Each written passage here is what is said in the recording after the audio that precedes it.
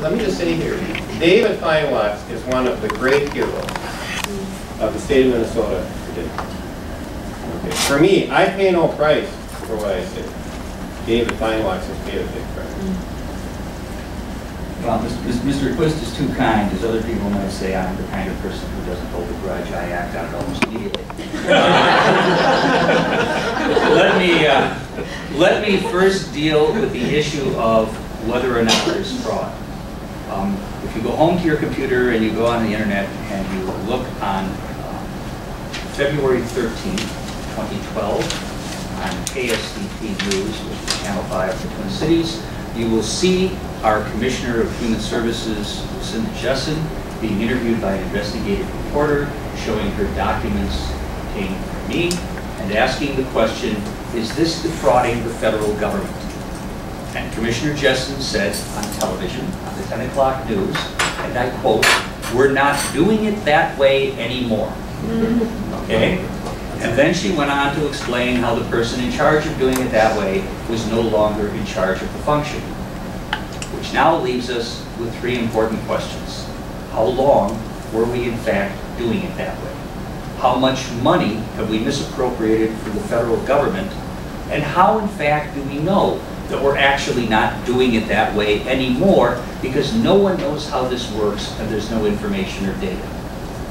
Now, I don't want you to take my word for that, because if you talk to people who are opposed to my point of view, they will tell you that I am a disgruntled employee. In fact, I am completely gruntled. Which is a transitive verb meaning to be in a good humor or a heavy mood. I want to show you some documents. In 2010, the Government Accountability Office published a report that said that the federal government's oversight of Medicaid managed care needs improvement. And in fact, the report says that they haven't got a clue what's going on, and billions and billions of dollars are at risk for fraud and misappropriation. In 2004, the same agency published a report that says intergovernmental transfers have facilitated state financing schemes. Now, for those of you who don't know, which is probably all of you, what an intergovernmental transfer is, it's a loophole in the Medicaid law that allows you to move around money and leverage it against the government. The key thing is, it's legal. You can abuse it. It's legal. What we are doing in Minnesota is not legal. It has nothing to do with this. The federal government is complaining that a legal mechanism is being exploited. We are engaged in an unlawful mechanism. In 2009, the Office of Inspector General for the Department of Health and Human Services published a report talking about the use of encounter data. And encounter data is a fancy way of saying who went to what doctor, was treated in what hospital, saw what dentist. In other words, what did we spend healthcare dollars on? And this report says that in Minnesota, we don't audit encounter data, and more importantly, we don't use encounter data to track what we're paying for these programs. So we pump $4 billion a year into these programs. We have not a clue how much of it goes to medical care. In Minnesota, the rates which the federal government pay our HMO insurance companies are the highest in the country. Our doctors and hospitals, dentists and chiropractors and podiatrists get paid the lowest payments in the country. That math doesn't work. What happened to the rest of the money? And that's what this issue is all about. The issue is about these organizations and certain state employees are telling the federal government that health care in Minnesota is ridiculously expensive because your doctor charges too much, your drugstore charges too much, your chiropractor charges too much. You've all dealt with those folks. Do they ever complain to you they're getting paid too much from the government? Okay, they get nothing. A podiatrist in Minnesota gets $7 for an office visit. How much do we tell the federal government that visit is worth? We don't know. Nobody has access to that information. It's a secret. The federal government has finally caught on to this and has begun looking at this, including congressional hearings. On February 15 of this very year, Deloitte, which is a national accounting firm, was hired by the Minnesota Department of Health to look at how these HMOs allocate insurance, investment, reserve expense among their various programs. This document says, to the extent that one of these HMOs does public business like Medicaid and commercial business, it is impossible to determine if the allocations of their expenses or reserves or profit are appropriate for actuarially sound. It's impossible. That can't be. This basically says there's inadequate bookkeeping, or the bookkeeping is so fouled up you can't figure it out, and these programs are 100% funded with tax money that everybody in this room pays. Okay? This ought to be enough to make you extremely angry. Now, just in case you think this is something new, in November of 2003, the federal government caught us padding the federal tab. They sent us a letter saying, we noticed that you're taking charges for stuff that the federal government doesn't pay for, and you're putting it on the federal bill. Don't do that. They were doing it in 2001 and 2002, so we stopped. But in 2003, we invented a mechanism. I should say they invented a mechanism which is so brilliant, it would make Bernie Madoff blush. Okay? This is not a simple fraud. This is a brilliant fraud. You're all familiar with the concept of insurance. The state of Minnesota doesn't buy insurance for these HMOs. There are no insurance policies written. The state covers its own risk with state money. The only thing these HMOs do is manage the money. They do not assume any insurance risk. Yet they reserve against this non-existent insurance risk in huge and horrific amounts. And they represent to the federal government that, let's say, the people in this room to a large extent are a homogeneous population. Okay? Here we see a row, and I'm going to take the three gentlemen right here. You're in what we would call a rate band, you know? And I'm going to generically classify it as older white guys, okay? I'm going to assume you don't smoke. I'm going to assume you don't drink heavily. A little bit's okay. And therefore, your health risk between the three of you is about the same. Here's the deal. If your health care is covered by a state-funded program, you know what your risk is? Zero. Zero. If your risk is covered by a program like Medicaid that draws a federal match, you are as risky as skydiving, motorcycle riding, 20-year-old, 3-pack of Camel a day smokers, okay? Even though you're not. And then we tell the federal government, these fellas are awful risky, we need a lot of money. And the federal government gives it to us because they assume that somebody in Minnesota is checking to see if that's accurate. That somebody is making sure that we wouldn't just make those numbers up. Well, in fact, nobody checks, and we do make those numbers up. And that's what these reports say, that these numbers are largely unverified, unaudited, indeterminate, and incapable of any kind of observation or checking as to their veracity and authenticity. We have placed a sort of blind faith in this program, which really borders on recklessness. And it's amazing that as taxpayers that we tolerate this. Now, these companies will tell you they're doing you a favor.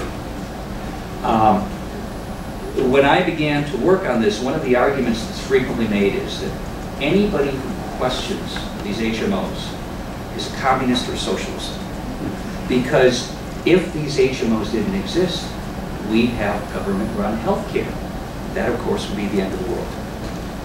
But to the conservatives, they argue, to the liberals, they argue they are, in fact, the government.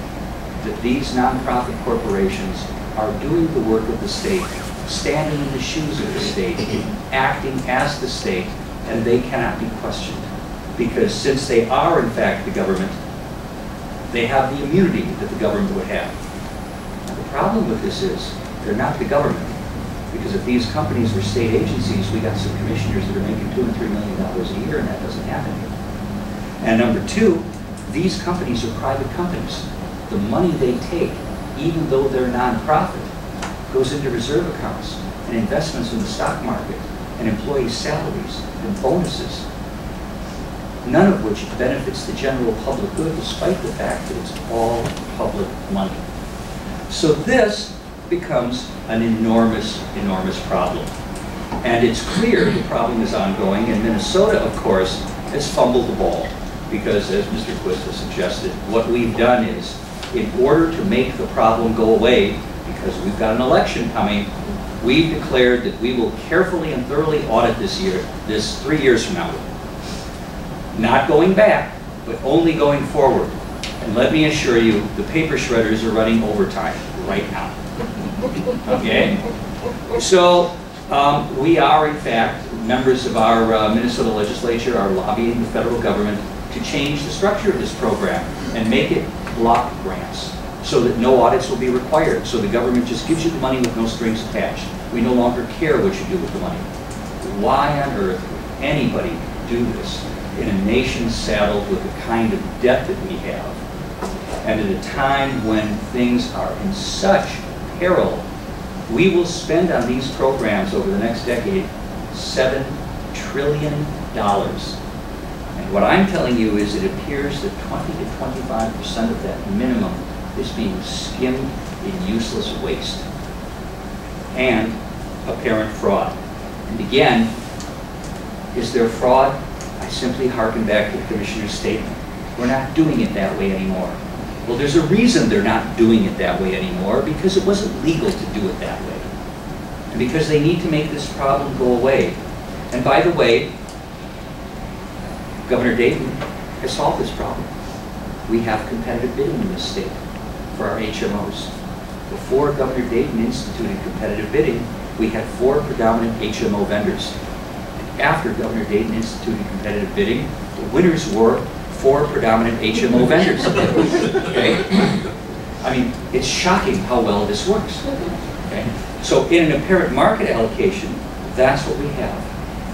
UCARE, as Mr. Quist said, wrote a letter, and I'm positive at this point they regret that. They explained why they were giving back the money. They were giving back the money because they said they had been overpaid an inflated Medicaid rate to subsidize a program which then no longer existed. The problem is, even if the program still existed, you cannot inflate the federal government Medicaid rate to subsidize another program. That's against the law. And that's what's been going on here. It's just that simple. But when people ask about it, you will be razzle-dazzled by all kinds of mystical accounting terms and explanations and talking about how it's the business of government and there's really nothing wrong, everybody does it. Now, I'm familiar with the concept everybody else is doing it. I myself have used that argument. The last time I used it, I was 10 and my mother hit me. It is not an acceptable defense to what's going on here. And again, as taxpayers, you should be outraged. This is a serious issue, whether your issue is deficit reduction because you're a fiscal conservative, or your issue is access to health care. Minnesota spends $4 billion a year on these programs. 25% of it goes to waste. That's $1 billion. What could you do to reduce the deficit in Minnesota alone with $1 billion? What could you do to provide expanded access to care with $1 billion? This is what brings the Green Party and the Tea Party together on this issue. This is what brings fiscal conservatives and social liberals and progressives together on this issue. The one thing that brings the far right and the far left together on this issue is the simple issue of fraud. They're all against it.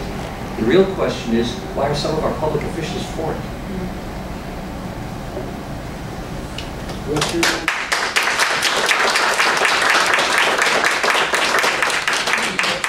your answer to that question? What do you think? Here's the problem. There's 2 sets of difficulties. One, our state government has outsourced these programs so far, so hard, that they no longer have any sense of how they're operating, and they're embarrassed to admit this. It's kind of like a prison guard bartering with the inmates. Once you start that, you can't get out. They've got nothing to lose. You still have a reputation to try to defend. So you can never really acknowledge what's going on. Secondly, this is a lot of money. Nobody walks away from this easily. What we have here is a broken federal ATM.